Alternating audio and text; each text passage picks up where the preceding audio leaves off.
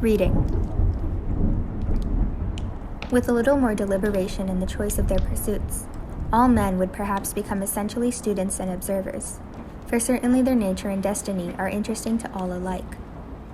In accumulating property for ourselves and our posterity, in founding a family or estate, or acquiring fame even, we are mortal, but in dealing with truth we are immortal, and need fear no change nor accident. The oldest Egyptian or Hindu philosopher raised a corner of the veil from the statue of the divinity, and still the trembling robe remains raised, and I gaze upon as fresh a glory as he did, since it was I in him that was then so bold, and it is he in me that now reviews the vision. No dust has settled on that robe, no time has elapsed since that divinity was revealed.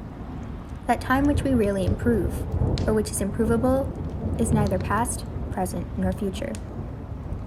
My residence was more favorable, not only to thought, but to serious reading than a university, and though I was beyond the range of the ordinary circulating library, I had more than ever come within the influence of those books which circulate round the world, whose sentences were first written on bark, and are now merely copied from time to time onto linen paper. Says the poet Mir Kamar Uddin Mast, being seated to run through the region of the spiritual world, I have had this advantage in books. To be intoxicated by a single glass of wine, I have experienced this pleasure when I have drunk the liquor of the esoteric doctrines. I kept Homer's Iliad on my table throughout the summer, though I looked at his page only now and then. Incessant labor with my hands at first, for I had my house to finish and my beams to hoe at the same time, made more study impossible. Yet I sustained myself by the prospect of such reading in future. I read 1 or 2 shallow books of travel in the intervals of my work, till that employment made me ashamed of myself, and I asked where it was, then, that I lived.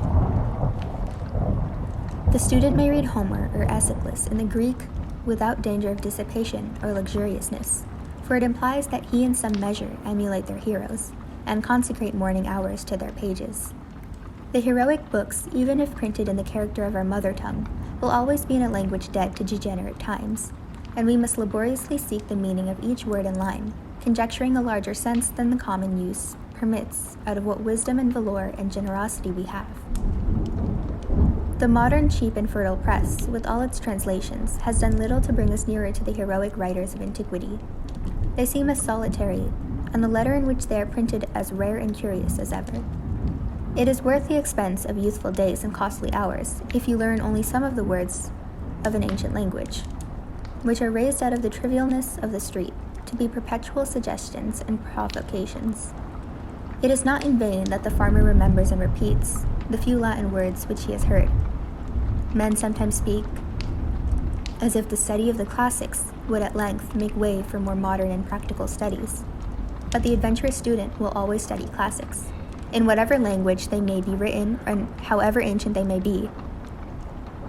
For what are the classics but the noblest recorded thoughts of man? They are the only oracles which are not decayed, and they are such answers to the most modern inquiry in them as Delphi and Dodona never gave. We might as well omit to study nature because she is old. To read well, that is, to read true books in a true spirit, is a noble exercise, and one that will task the reader more than any exercise which the customs of the day esteem. It requires a training such as the athletes underwent, the steady intention almost of the whole life to its object. Books must be read as deliberately and reservedly as they were written. It is not enough even to be able to speak the language of that nation by which they are written, for there is a memorable interval between the spoken and the written language, the language heard and the language read. The one is commonly transitory, a sound, a tongue, a dialect merely, almost brutish, and we learn it unconsciously, like the brutes of our mothers. The other is the maturity and experience of that. If that is our mother tongue, this is our father tongue, a reserved and select expression, too significant to be heard by the ear, which we must be born again in order to speak. The crowds of men who merely spoke the Greek and Latin tongues in the Middle Ages were not entitled by the accident of birth to read the works of genius written in those languages, for these were not written in that Greek or Latin which they knew, but in the select language of literature. They had not learnt the nobler dialects of Greece and Rome, but the very materials on which they were written were waste paper to them, and they prized instead a cheap contemporary literature. But when the several nations of Europe had acquired distinct though rude, written languages of their own, sufficient for the purposes of their rising literatures, then first learning revived, and scholars were enabled to discern from that remoteness the treasures of antiquity. What the Roman and Grecian multitude could not hear, after the lapse of ages a few scholars read, and a few scholars only are still reading it. However much we may admire the orator's occasional bursts of eloquence, the noblest written words are commonly as far behind or above the fleeting spoken language as the firmament with its stars is behind the clouds. There are the stars, and they who can may read them. The astronomers forever comment on and observe them. They are not exhalations like our daily colloquies and vaporous breath. What is called the eloquence in the forum is commonly found to be rhetoric in the study.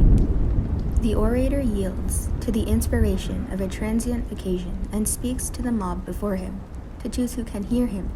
But the writer, whose more equable life is in his occasion, and who would be distracted by the event and the crowd which inspire the orator, speaks to the intellect and health of mankind, to all in any age who can understand him.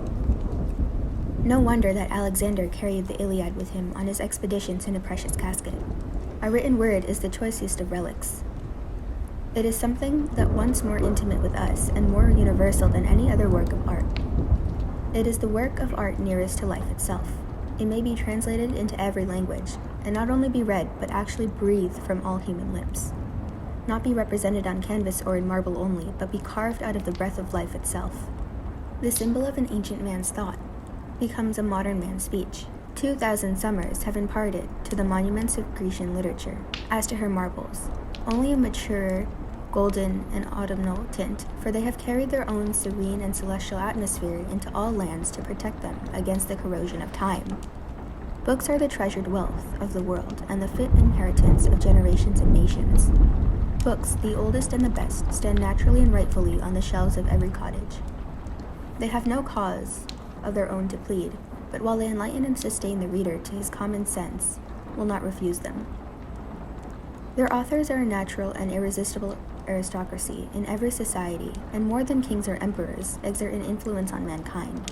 When the illiterate and perhaps scornful trader has earned by enterprise and industry his coveted leisure and independence, and is admitted to the circles of wealth and fashion, he turns inevitably at last to those still higher but yet inaccessible circles of intellect and genius, and is sensible only of the imperfection of his culture and the vanity and insufficiency of all his riches, and further proves his good sense by the pains which he takes to secure for his children that intellectual culture, whose want he so keenly feels, and thus it is that he becomes the founder of a family.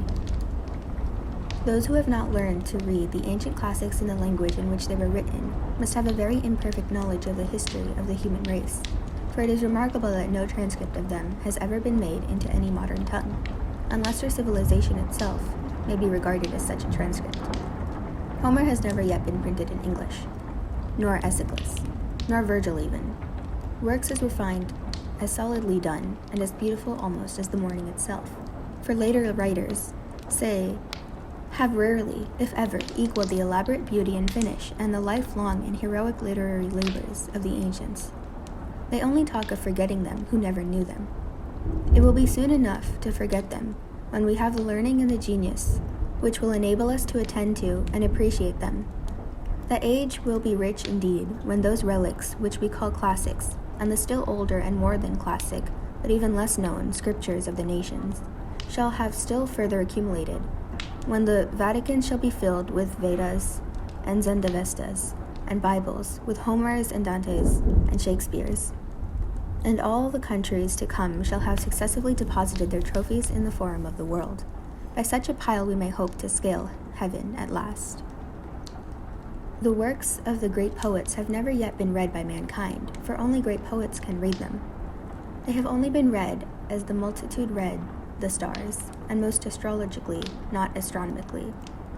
Most men have learned to read to serve a paltrier convenience, as they have learnt to cipher in order to keep accounts and not be cheated in trade. But of reading as a noble intellectual exercise they know little or nothing. Yet this only is reading, in a high sense, not that which lulls us as luxury and suffers the nobler faculties to sleep the while. but what we have to stand on tiptoe to read and devote our most alert and wakeful hours to. I think that having learned our letters, we should read the best that is in literature and not be forever repeating our ABs and words of one syllable in the 4th or 5th classes, sitting on the lowest and foremost form all our lives. Most men are satisfied if they read or hear read, and perchance have been convicted by the wisdom of one good book, the Bible, and for the rest of their lives vegetate and dissipate their faculties in what is called easy reading. There is a work in several volumes in our circulating library entitled Little Reading, which I thought referred to a town of that name which I had not been to. There are those who, like cormorants and ostriches, can digest all sorts of this, even after the fullest dinner of meats and vegetables, for they suffer nothing to be wasted. If others are the machines to provide this provender, they are the machines to read it. They read the 9,000th tale about Zebulun and Sophronia, and how they loved as none had ever loved before, and neither did the course of their true love run smooth, at any rate, how it did run and stumble, and get up again and go on. How some poor unfortunate got up onto a steeple, who had better never have gone up as far as the belfry, and then having needlessly got him up there, the happy novelist rings the bell for all the world to come together and hear. Oh dear, how did he get down again? For my part, I think that they had better metamorphose all such aspiring heroes of universal noveldom into man-weathercocks, as they used to put heroes among the constellations and let them swing round there till they are rusty, and not come down at all to bother honest men with their pranks. The next time the novelist rings the bell, I will not stir through the meeting-house burned down. The Skip of the Tiptoe Hop, a romance of the Middle Ages, by the celebrated author of Tittle-Tontan. To appear in monthly parts, a great rush, don't all come together. All this they read with saucer eyes, and erect and primitive curiosity, and with unwearied gizzard, whose corrugations even yet need no sharpening, just as some little 4-year-old bencher his 2-cent gilt-covered edition of Cinderella, without any improvement that I can see, in the pronunciation or accent or emphasis, or any more skill in extracting or inserting the moral. The result is dullness of sight, a stagnation of the vital circulations, and a general delinquum and slowing off of all the intellectual faculties. The sort of gingerbread is baked daily and more sedulously than pure wheat or rye and Indian in almost every oven, and finds a surer market. The best books are not read even by those who are called good readers. What does our Concord culture amount to? There is in this town, with a very few exceptions, no taste for the best or for very good books, even in English literature, whose words all can read and spell. Even the college-bred and so-called liberally educated men here and elsewhere have really little or no acquaintance with the English classics. And as for the recorded wisdom of mankind, the ancient classics and Bibles, which are accessible to all who will know of them, there are the feeblest efforts any were made to become acquainted with them. I know a wood-chopper of middle age, who takes a French paper, not for news as he says, for is he above that, but to keep himself in practice. He is being a Canadian by birth. When I ask him what he considers the best thing he can do to this world, he says, besides this, to keep up and add to his English. This is about as much as the college-bred generally do or aspire to do, and they take an English paper for the purpose.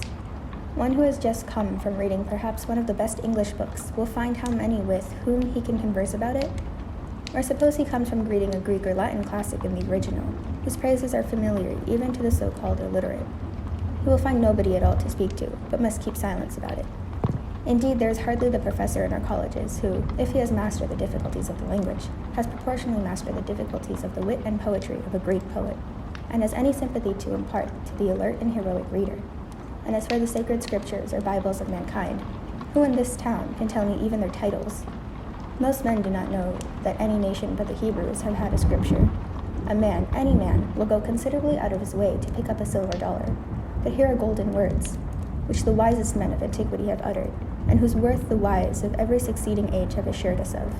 And yet we learn to read only as far as easy reading, the primers and class books, and when we leave school, the little reading and storybooks, which are for boys and beginners, and our reading, our conversation and thinking, are all on a very low level, worthy of only pygmies and mannikins.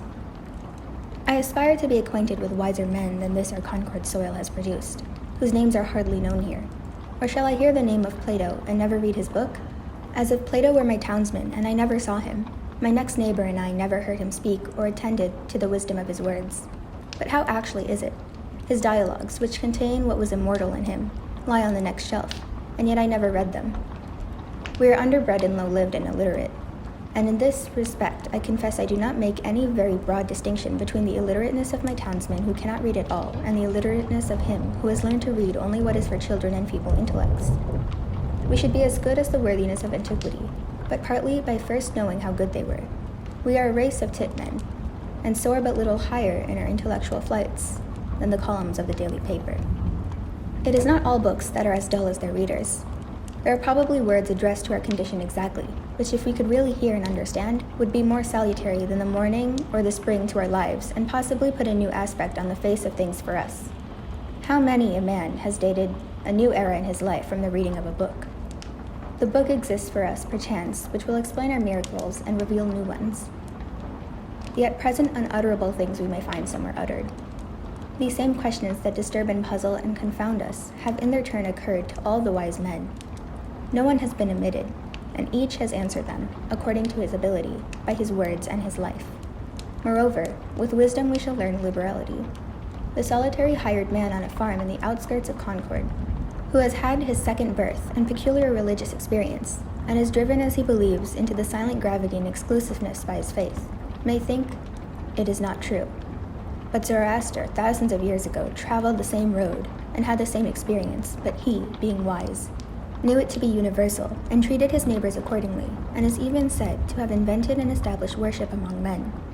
Let him humbly commune with Zoroaster then, and through the liberalizing influence of all the worthies, with Jesus Christ himself, and let our church go by the board. We boast that we belong to the 19th century, and are making the most rapid strides of any nation, but consider how little this village does for its own culture. I do not wish to flatter my townsmen, nor be flattered by them, for that will not advance either of us. We need to be provoked, goaded like oxen, as we are, into a trot. We have a comparatively decent system of common schools for infants only, but excepting the half-starved lyceum in the winter, and latterly the puny beginning of a library suggested by the state, no school for ourselves. We spend more on almost any article of bodily ailment than on our mental element. It is time that we had uncommon schools, that we did not leave off our education when we begin to be men and women. It is time that villages were universities, and their elder inhabitants the fellows of universities with leisure, if they are indeed so well off, to pursue liberal studies the rest of their lives. Shall the world be confined to one Paris or one Oxford forever? Cannot students be boarded here and get a liberal education under the skies of Concord? Can we not hire some Abelard to lecture us? Alas! What with foddering the cattle and tending the store, we are kept from school too long, and our education is sadly neglected. In this country, the village should in some respects take the place of the noblemen of Europe. It should be the patron of the fine arts. It is rich enough. It wants only the magnanimity and refinement. It can spend money enough on such things as farmers and traders value, but it is thought utopian to propose spending money for things which more intelligent men know to be far more worth. This town has spent $17,000 on a townhouse, thank fortune or politics, but probably will not spend so much on living wit, the true meat to put into that shell in 100 years. The $125 annually subscribed for lyceum in the winter is better spent than any other equal sum raised in the town. If we live in the 19th century, why should we not enjoy the advantages which the 19th century offers? Why should our life be in any respect provincial? If we will read newspapers, why not skip the gossip of Boston and take the best newspaper in the world at once? Not be sucking the pap of neutral family papers, or browsing the olive branches here in New England. Let the reports of all the learned societies come to us, and we will see if they know anything. Why should we leave it to Harper and Brothers and Reading and Co. to select our reading? As the nobleman of cultivated taste surrounds himself with whatever conduces to his culture, genius, learning, wit, books, paintings, statuary, music, philosophical instruments, and the like. So let the village do, not stop short at a pedagogue, a parson, a sexton, a parish library, and 3 selectmen, because our pilgrim forefathers got through a cold winter once on a bleak rock with these. To act collectively is according to the spirit of our institutions, and I am confident that, as our circumstances are more flourishing, our means are greater than the noblemen's. New England can hire all the wise men in the world to come and teach her, and board them round the while, and not be provincial at all. That is the uncommon school we want. Instead of noblemen, let us have noble villages of men. If it is necessary, omit one bridge over the river. Go round a little there, and throw one arc, at least over the darker gulf of ignorance which surrounds us.